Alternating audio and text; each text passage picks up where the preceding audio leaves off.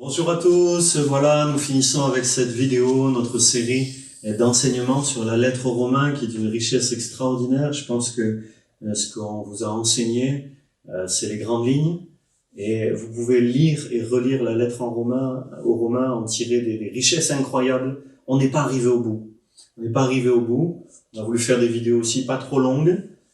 Voilà, au départ, j'étais parti sur un format plus long, plus détaillé, puis finalement, après concertation, on est parti sur des formats plus courts pour que ce soit moins fatigant à écouter.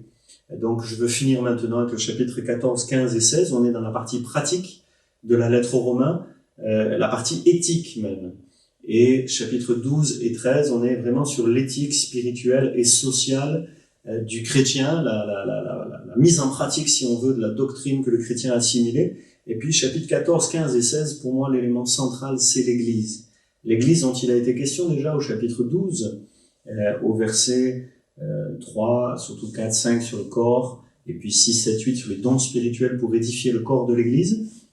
Mais ici, Paul y revient plus en détail, beaucoup des éléments de son éthique aussi concernaient les relations mutuelles au chapitre 12, mais là, il y revient sur une question pratique, qui est la question de l'alimentation, de la nourriture.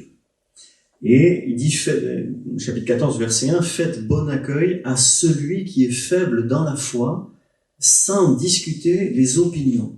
Tel croit pouvoir manger de tout, tel autre qui est faible ne mange que des légumes. » Et donc, il semble qu'ici, il y avait vraiment des positions divergentes sur la question de la nourriture. Quand on étudie le contexte, il y a des tas d'hypothèses, bien sûr, la question de la nourriture pure ou impure, cachère en fait, la nourriture cachère.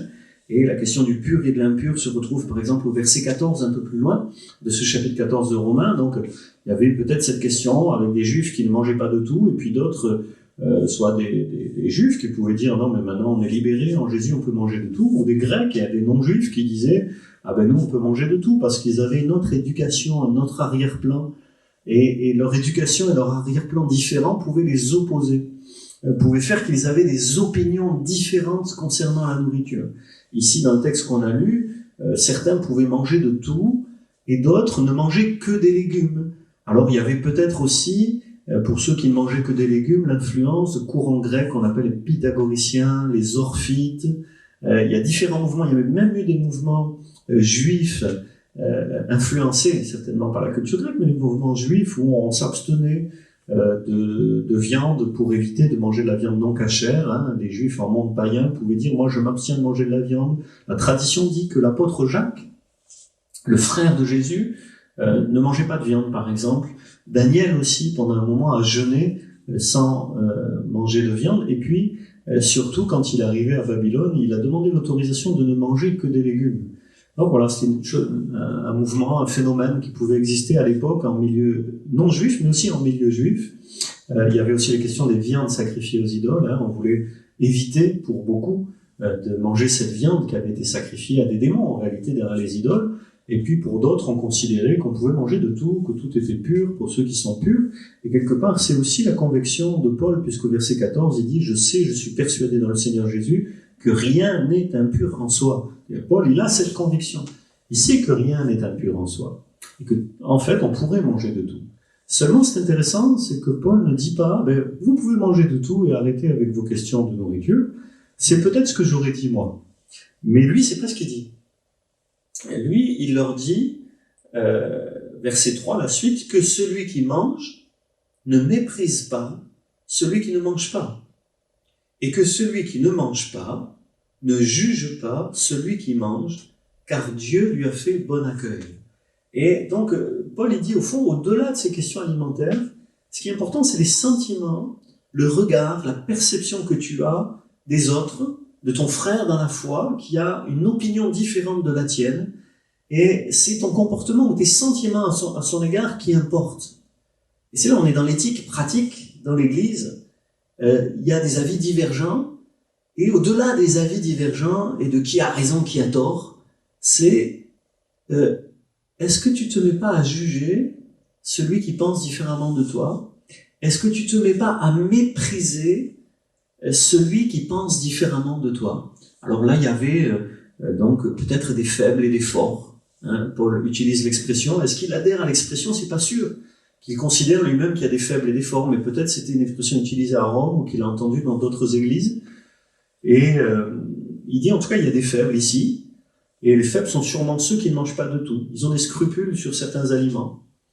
Et quand tu as des scrupules sur des aliments, et que tu vois quelqu'un qui en mange alors que toi tu t'en prives, tu es tenté de juger, de dire ouais, qu'est-ce qu'il fait lui, pourquoi il en mange, c'est dangereux, les viandes sacrifiées aux idoles, bon voilà, pour X raisons, ou c'est impur, la loi l'interdit. Il a tendance à juger le faible. Et puis celui qui est fort, qui dit mais on peut manger de tout, quand il voit le faible qui ne mange pas de tout, il a tendance à le mépriser. Il dit regarde-le, lui, il n'a pas compris. Hein, et au fond, Paul dit mais le plus grave, c'est pas ce que tu manges pas. Et il dira, je crois, verset 17, le royaume de Dieu, ce n'est pas le manger et le boire, mais la justice, la paix et la joie par le Saint-Esprit. Voilà, c'est autre chose, ça c'est secondaire ça. Mais à cause de ces choses-là, beaucoup de mauvais sentiments peuvent s'exprimer. C'est pourquoi il dira aussi au verset 13 du chapitre 14 de Romains, ne nous jugeons donc plus les uns les autres. C'est-à-dire qu'il y avait eu du jugement. Il avait eu écho qu'à Rome, il y avait du jugement les uns envers les autres. Et dans les églises, il était témoin du fait que les chrétiens se jugeaient entre eux sur les questions de nourriture. Mais il dit, arrêtons, stop, ne nous jugeons donc plus. Tu as une capacité de jugement, utilise-la plutôt, c'est ce qu'il dit au verset 13, pour ne pas mettre une pierre d'achoppement, une occasion de chute. Voilà, c'est-à-dire ne pas scandaliser, choquer, heurter, attrister le frère. Si lui, il est choqué par le fait que tu manges telle viande, eh bien n'en mange pas pour pas te choquer. Tout simplement. Que l'amour te pousse à ne pas chercher à choquer les autres, que l'amour te pousse aussi à renoncer à le juger. C'est ce qu'il dit verset 4. Toi qui juges, un serviteur d'autrui, qui es-tu pour juger? Et c'est intéressant parce que le mot serviteur ici, c'est l'homme de la maison, hein, le serviteur de maison, c'est-à-dire on dirait le domestique. Et il dit, mais qui es-tu toi pour juger le domestique d'un autre? S'il tient debout ou s'il tombe, ça regarde son maître. Et ça ne te regarde pas au fond. Tu n'es pas le juge de l'autre qui mange ou qui ne mange pas. Et tu prends la place du maître. C'est grave. C'est comme si un gars disait au jardinier de son voisin, tu fais mal ton travail. Et ça ne te regarde pas, c'est le jardinier de ton voisin. Occupe-toi de ton jardin. On ne va pas te mêler du jardin de l'autre et de ce que fait le jardinier d'à côté. Vous voyez, si la femme de ménage du voisin fait mal son travail, ça regarde le voisin. De quoi tu veux te mêler, toi? En jugeant les autres, quelque part, tu prends la place de Dieu. Tu te mets sur la place du juge. Et tu prends la place du maître. Attention, le maître va être en colère, parce que, oui, quelqu'un qui commence à juger le domestique de son voisin ou d'un autre, le maître, il dit, oh, ça te regarde pas, c'est mon domestique. Il travaille pour moi, il travaille pas pour toi.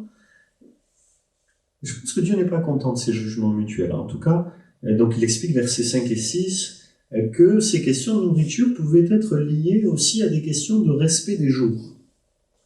Tel juge un jour supérieur à un autre, tel autre les juge tous égaux.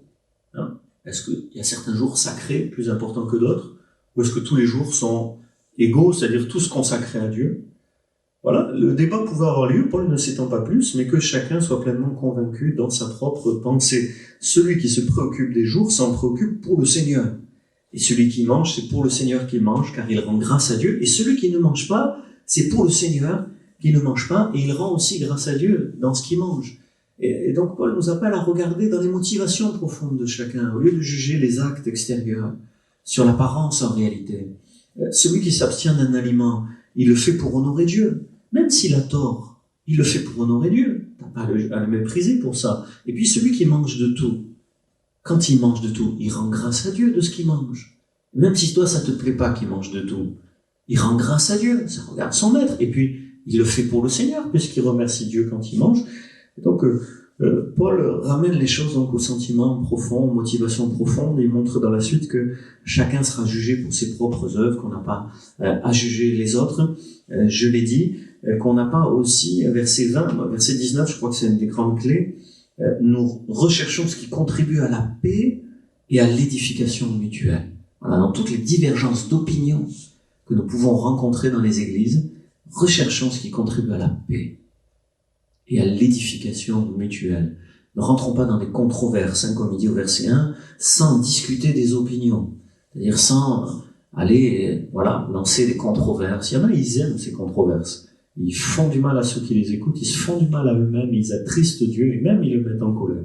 Et puis donc, verset 20, pour un aliment, ne détruis pas l'œuvre de Dieu. C'est-à-dire ton frère que tu attristes, que tu choques, ou que tu juges, c'est l'œuvre de Dieu aussi. L'œuvre de Dieu, c'est pas un bâtiment, c'est des hommes concrets avec qui tu vis dans l'église. Attention, de ne pas t'attaquer à l'œuvre de Dieu, de ne pas faire du mal. En vérité, tout est pur. Paul le sait, mais il est mal pour l'homme, quand il mange, de devenir une pierre d'achoppement. Il est bien de ne pas manger de viande, de ne pas boire de vin, de s'abstenir de ce qui pourrait être pour ton frère une occasion de chute. Tu as une conviction, garde-la, mais fais tout pour ne pas choquer les autres. Peut-être il y avait des repas en commun à Rome, vous voyez, ils faisaient des repas. Dans ces repas, peut-être on amenait des plats qu'on se partageait.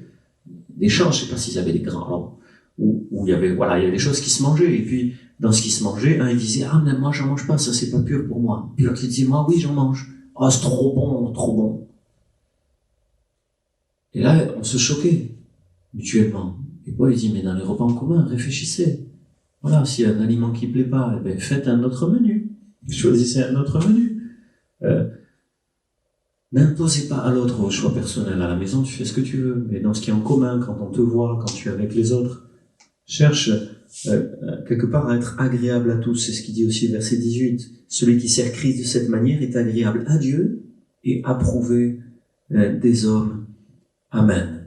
Alors, pour finir son enseignement là sur les questions de la nourriture et de la capacité à vivre ensemble dans l'unité dans l'Église en ayant des opinions différentes, il va au début du chapitre 15 montrer que Christ est notre modèle. Lui, il n'a pas cherché ce qui lui plaisait, vous lirez ses textes, mais il a cherché ce qui était bien pour nous, en vue de notre édification. Voilà, il s'est sacrifié pour nous, et de même, on doit savoir se sacrifier. L'enjeu, c'est de maintenir l'unité, verset 5, avoir une même pensée les uns à l'égard des autres, selon le Christ Jésus, verset 5 du chapitre 15, afin que d'un commun accord, d'une seule voix, vous glorifiez le Dieu et Père de notre Seigneur Jésus-Christ, qu'on puisse le glorifier tous ensemble. Voilà, que ces divergences d'opinion, on ne les mette pas trop en avant, pour pas qu'elles divisent les cœurs et nous empêchent de glorifier Dieu ensemble. C'est ça l'idée.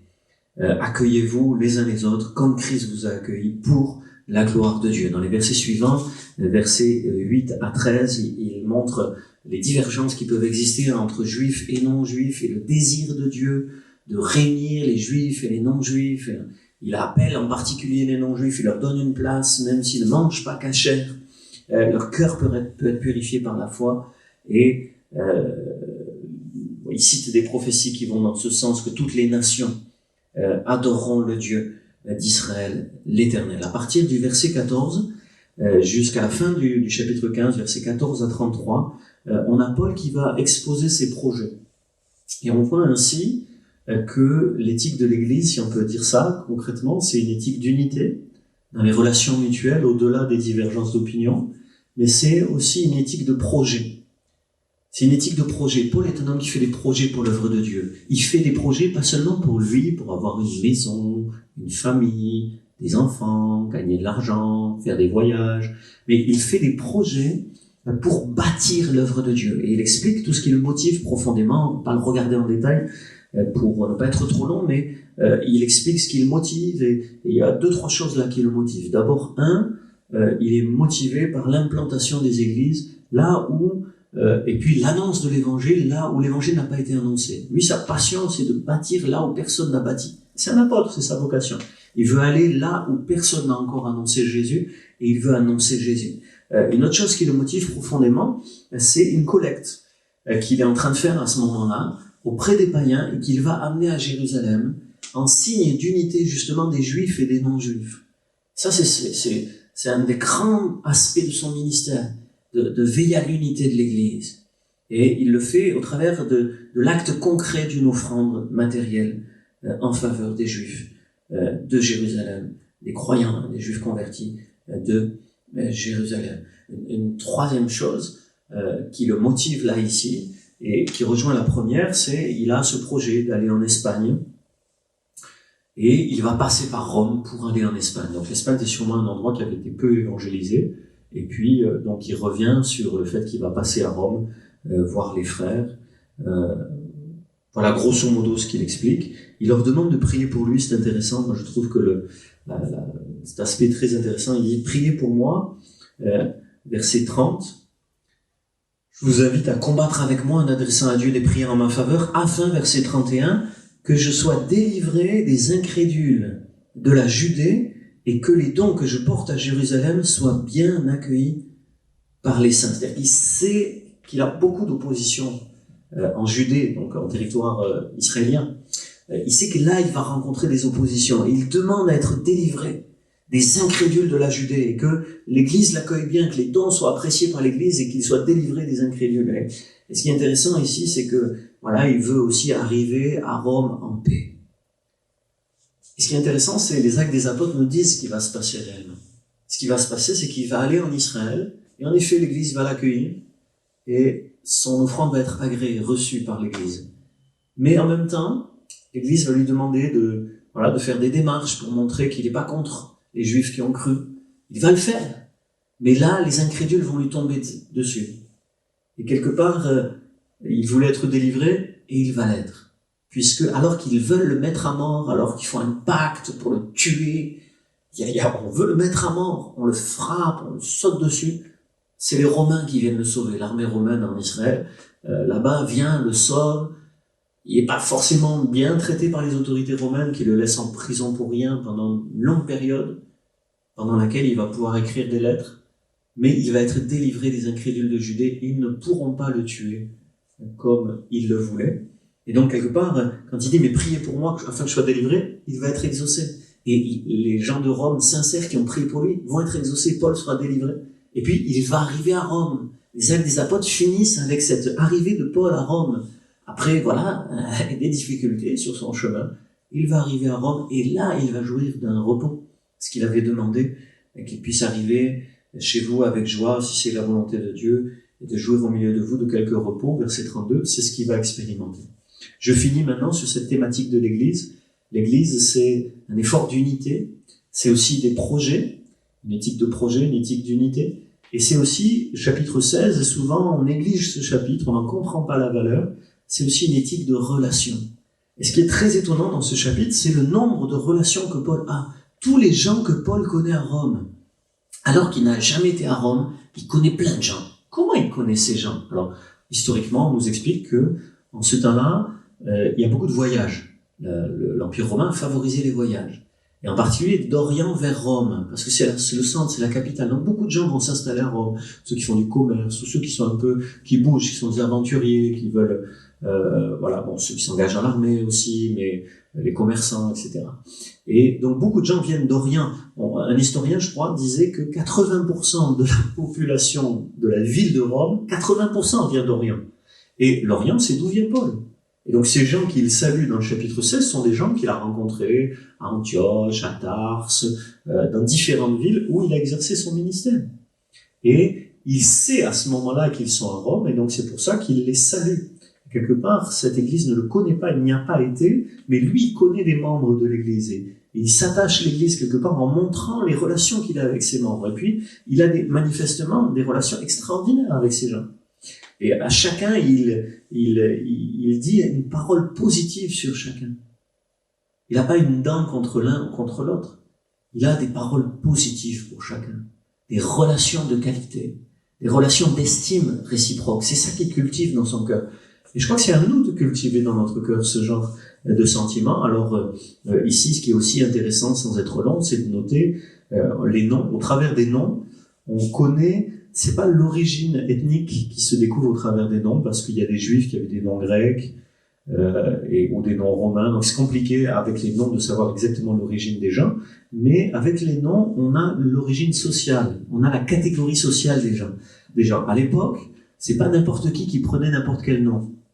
Il y avait des noms pour les esclaves, pour les affranchis, et puis pour les hommes libres. Donc avec les noms, on sait à peu près à quelle catégorie sociale appartiennent les gens.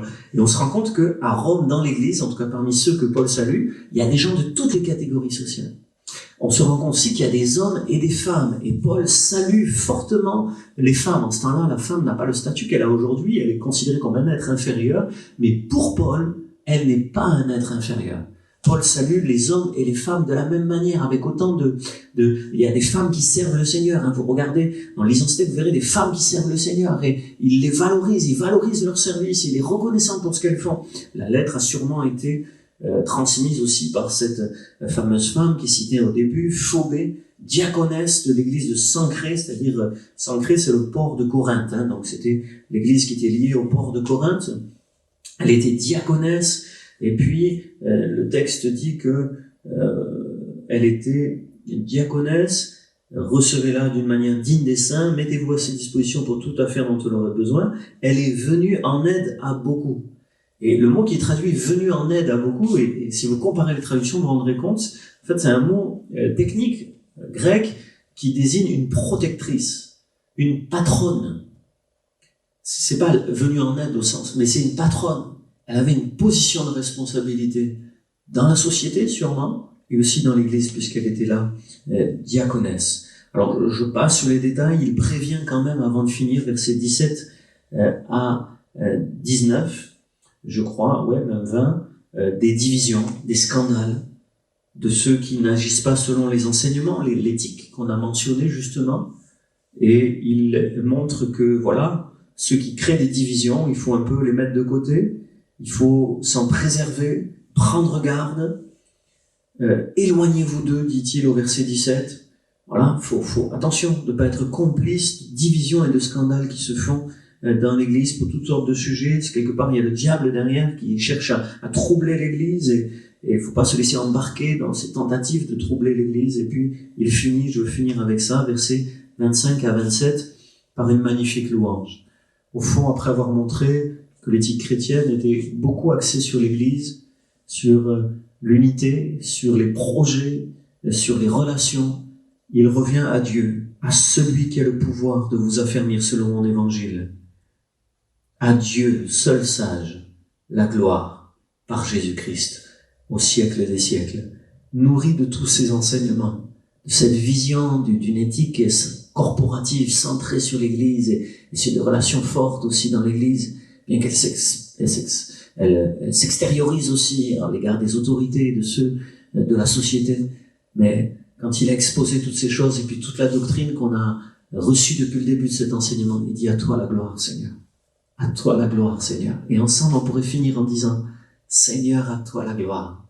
Pour le siècle des siècles, à toi la gloire, toi qui nous as donné l'évangile. » Toi qui as révélé ce mystère de l'évangile par ton esprit, que tu avais préparé par les prophètes, et que tu as porté à la connaissance de toutes les nations, en vue de l'obéissance de la foi. L'obéissance de la foi, c'est de donner gloire à Dieu. Tous ensemble. Seigneur, à toi la gloire. Amen.